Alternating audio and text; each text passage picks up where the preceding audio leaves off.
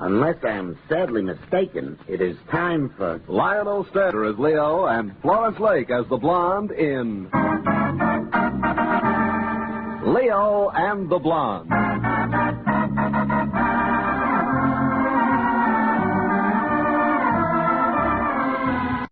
Story of a flack and a doll, or in other words, the adventures of a PA and his client.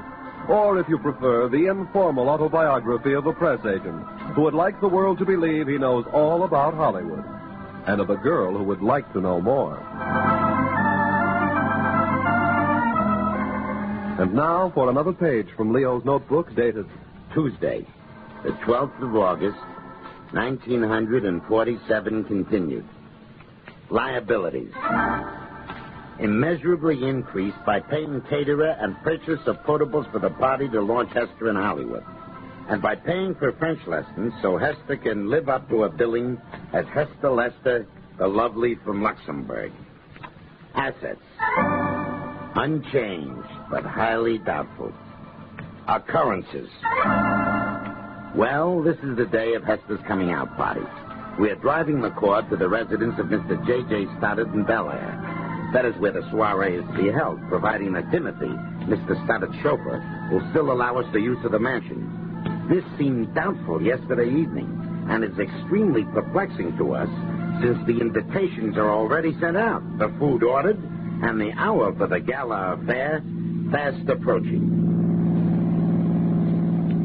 Leo, what are we going to do? Nah, don't worry your silly little head, Hester. But I am worried, Leo. I can't help it. You will oblige me by not crossing your viaducts until you come to them. Leave the worries to me. All right, Leo. You know best. But frankly, Hester, I do not know what will happen if Timothy refuses us the loan of the house. I'm not worried. Well, you need not be quite so cheerful. All right, Leo. Oh, what are we going to do? I'm worried. Never mind, Hester. Concentrate on your performance this evening. My performance? You are making your first appearance. Our whole future depends on it. Do you understand, Hester? Oh, yes, Leo. I understand everything. This is a slight exaggeration, but I will not press the point. Thank you, Leo. Well, here we are, shall we, like? Where's Timothy? Inside, I should imagine. Now, try to give the appearance that this adventure is fraught with success. Yes, Leo. What if Timothy isn't here? He said he'd be here to give me a final answer. Greetings, Timothy. Hiya, Junior. Timothy, this is Hester Lester, my newest gift to the silver screen, a creature of rare and disturbing loveliness, as you can see for yourself. Bonjour, monsieur. Hester, it is not necessary for you to converse in Francais avec Timothy. He's in on the gag. Oh. Hello, Timothy. She sure is a looker, chum. Thank you, Timothy. It is good to see my judgment confirmed. May we come inside? Sure, right this way.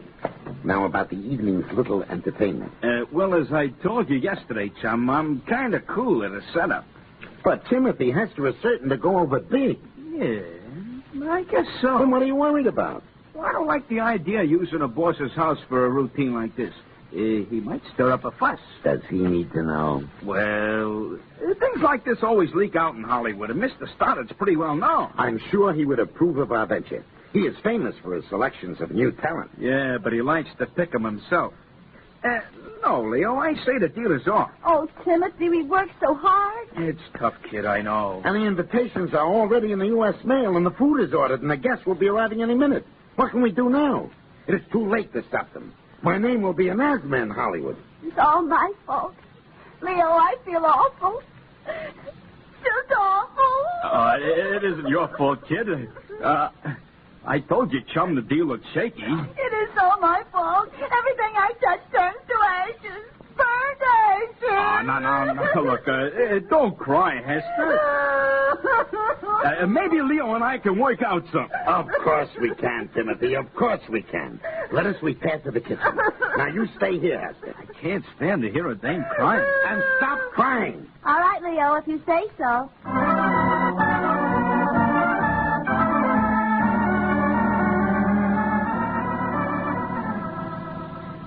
Now, Leo, maybe if I stood to gain something from this little arrangement, my conscience would feel better. But, Timothy, I've already promised to pay you and Mr. Stoddart's butler, cook, and 2 maids liberally conservative wages for the evening's work. Well, that don't ease my conscience. We're risking our jobs, you know. What if the boss should come back from Florida? That is most unlikely, or you would have been warned. Hey, you can never tell, you know. Now, if we was to have a real interest in Hester... Huh? You mean a percentage? Yeah. Leo. Well, I suppose I could sell part of Hester, but I'm not too anxious to split her up. Leo. Not now, Hester. Are you selling part of me? It is nothing novel, Hester. You will become accustomed to it. We often make such arrangements in Hollywood. Leo, which part of me are you selling? A very infinitesimal part. You will not even miss it. How do you know? Please, Hester, leave the business details to me. Now, Leo, say 5% for me and 5% for the others. They can split it up. That seems exorbitant and too much. Okay, then, no party. You are driving the horse to water, Timothy. Well, make up your mind. Very well, then. I reluctantly give you 10% of Hester for yourself and the Stoddard menage. Leo! Be quiet, Hester. I will explain everything later. Here are the contracts, Leo. The butler drew them up this morning. He used to play lawyers in silent pictures. I have a feeling that this is highway blackmail. Just sign on a dotted line, chum. Having no alternative, I acquiesce. There is my James Hancock. Now, will you please inform the others that they will be needed for the evening? They're all set, chum. I figured you'd come across. We thank you. Yes, Timothy. I learn something about human nature every day. Usually what I learn is not encouraging.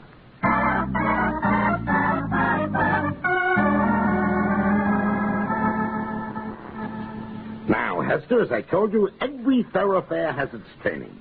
Things are not nearly as bad as I anticipated. But you told me, Leo. Only part of you, Hester. I don't care. It isn't right. Now, do not worry your pretty little head about such trivials. I will, of course, buy you back as soon as I have accumulated a sum of money sufficient to the day. You will, Leo? Of course. Oh, thank you, Leo. Do not mention it. All right. Now, Hester, let us once again rehearse for tonight's lunch. Who are you? Hester McNamara. No, you are Hester Lester from Luxembourg, and you only speak French. Please recollect that in moments of crisis. Yes, Leo. We are at the party, and I'm introducing you. Mr. Zanuck, may I present Mademoiselle Hester Lester? Will he be there? Who? Mr. Zanuck? I believe not, due to a previous engagement, but that should make no difference. We're only pretending. It would be easier if we pretended with people who will be here. Hester, in Hollywood, one is never sure who will be where when. Oh. Now, let's get back to rehearsing. Now, Miss Hepburn, this is Mademoiselle Hester Lester. Well, say something in French, Hester. What did she say? All right, Hester, I will be Hepburn. Riley, I'm really delighted to know you, Mademoiselle. Leo, What is it, Hester? I've seen Captain Hepburn in the movie. She didn't sound like that. To me, she did. It doesn't make any difference, Hester. You are supposed to sound like Hester Lester. That is all that matters. Do you understand? Of course, Leo. I always understand you. Now, once again, I am delighted to make your acquaintance, Miss Lester. Enchanté, monsieur. That's better. When you do that before? Well, you didn't say the right thing before. What do you mean, Hester? They told me at the school when someone says I'm delighted to make your acquaintance, I should say enchanté, monsieur. That is correct. So I did. But when you say I'm glad to meet you, I don't know what to do. I've only had 12 lessons, Leo. Hester, you are going to make me very unhappy. I'm sorry, Leo. I'm doing my best. Very well. Now, no matter what someone says to you, say enchanté, monsieur. Do you understand? Of course, Leo. All right. I am Mr. Mayor, and I've just been introduced to you. What do you say? Enchanté, monsieur. Good. Now I say, how do you like America? Enchanté, monsieur. Well, that makes sense. I think this will work. Enchanté, monsieur. Never mind, Hester. Save it for Mr. Mayor. Will he be here? His office is in receipt of an invitation. Golly, Mr. Mayor. Now I think we shall test your abilities on an unbiased character, namely the butler, Mr. Hawkins. Jake! Oh, Jake! Very good, sir. At your service. Jake, come here. Will you do me the kindness of pretending to be one of our distinguished guests who is being introduced to Hester? Madge. All right. Hester, you will oblige me by pretending that Jake is not Jake, but a very important personage who has influence to some extent. You understand? Yes, Leo. Very good. Mademoiselle Lester, may I present Mr. Hawkins, the president of Amalgamate Pictures. Which studio, Leo? It is fictional, Hester. But I thought you said that he... Hester, this is Mr. Hawkins. Oh, enchanté, monsieur. I am glad to know you, Miss Lester. You are a charming addition to our little colony, and I hope that we will become friends. Good friends. Very convincing, Jake. Now, what do you say, Hester? Enchanté, monsieur. Go on, Jake. This is really a lovely party, don't you think so, Menzel? Enchanté, monsieur. And how do you like Hollywood? Enchanté, monsieur. Ah, but you can't have seen the most interesting parts yet. Wouldn't you like to discover its hidden beauties? Enchanté, monsieur. Wonderful. Then let us fly away together. But, Jake. Let us leave these peasants and journey far into the night. Jake. My car is outside. We shall drive into the hills above the twinkling lights But, Jake, and see Jake. the true Hollywood together. Come, Hester. Fly away with me. Enchanté, Fly away. monsieur. Now, wait a minute. Gosh, I'm sorry, Leo. I got carried away for the moment. This'll never work. It is just possible that tonight some similar situation could arise over which I have no control. Hester, you will definitely not say enchanté, monsieur. All right, Leo. What should I say? This is a problem. I have an idea, Leo. What's that? Why don't I talk American? Hester, for 3 weeks I've been paying for these French lessons. Why? Because after considerable research we have discovered that French is spoken by most Luxembourgers. Yes, Leo, but other foreigners speak American. Not the way you do, Hester. They have what is called the charming accent, which you have not. I'm sorry, Leo. It's not your fault entirely, but that does not solve the problem. I got a suggestion. Yes, Jake? Why have her talk at all? What do you mean? It's very simple. Tell everybody she can't speak a word of English and that no one here can understand her native tongue. I think you have something, Jake. At any rate, we will try it. There is no time to do anything else. It'll work. Nobody will care whether she talks or not. They won't be listening after they see her. Perhaps you are right. We will risk it. Well, I got to get back to the kitchen. The people will be here soon. All right, Jake. Thank you for the assistance. Don't mention it. Oh, say, Hester, if you should be interested later in the evening, I really do have a car.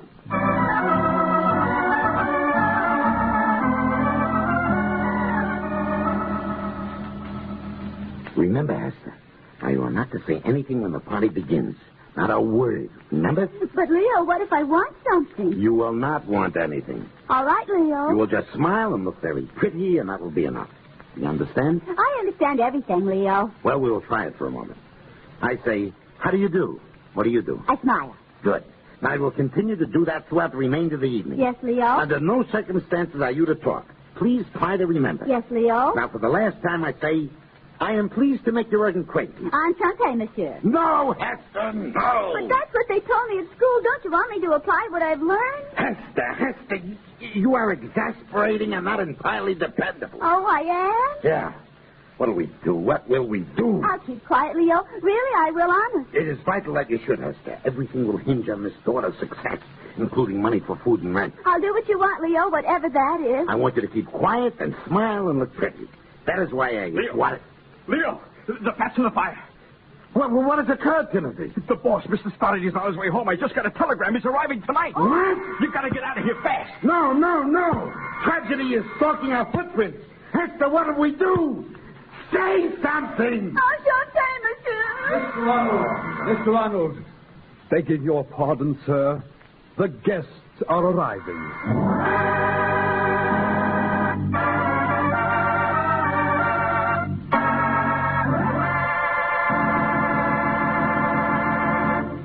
Oh, now, there's a situation. Can Leo talk his way out of this one? Even if Hester should keep quiet, which is doubtful at best. You'd better tune in tomorrow. Some funny things are bound to happen. Leo and the Blonde will be back then, same time, same station.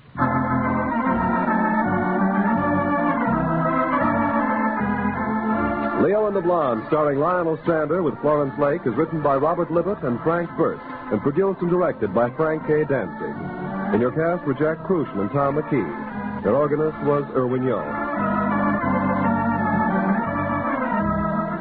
Hi, Averback speaking. This program came to you from Hollywood.